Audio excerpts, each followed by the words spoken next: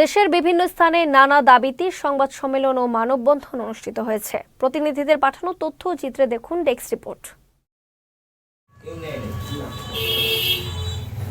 পটুয়াখালীতে বহিষ্কৃত বিএনপি নেতা দুলাল মাতবর ও ভূমিদস্যু মিলন গাজীর দখলে থাকা নিজেদের চাষাবাদের প্রায় 50 মণ ধান ফিরে পেতে সংবাদ সম্মেলন করেছেন ভুক্তভোগী পরিবারের সদস্যরা।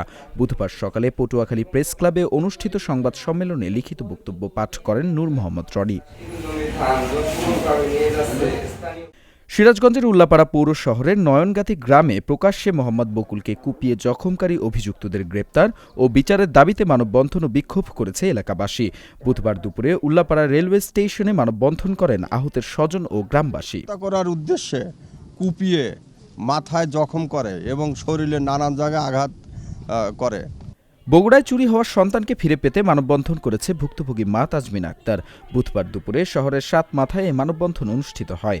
এ সময় ভুক্তভোগী জানান 2013 সালের 28 জুলাই বগুড়া শহরের বেসরকারি আইভি ক্লিনিকে তার 2টি যমজ সন্তান জন্ম হয়। তার দাবি, তিনি অজ্ঞান থাকা অবস্থায় একটি শিশুকে ক্লিনিকের লোকজন সরিয়ে ফেলে। কিশোরগঞ্জের তাড়াইল বাজারের ইজারাদার মোহাম্মদ মঈনুদ্দিন 8 মাস যাবৎ টোল আদায় থেকে বঞ্চিত হওয়ার প্রতিবাদে সংবাদ সম্মেলন করেছেন। বুধবার সকালে কিশোরগঞ্জ জেলার তাড়াইল উপজেলা মাছ বাজারের মাছ মহলে এই সংবাদ সম্মেলন অনুষ্ঠিত হয়।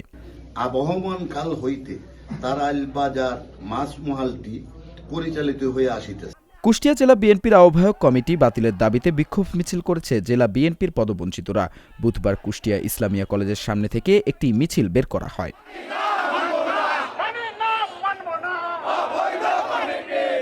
দীপু নূর, চ্যানেল এস নিউজ ডেস্ক।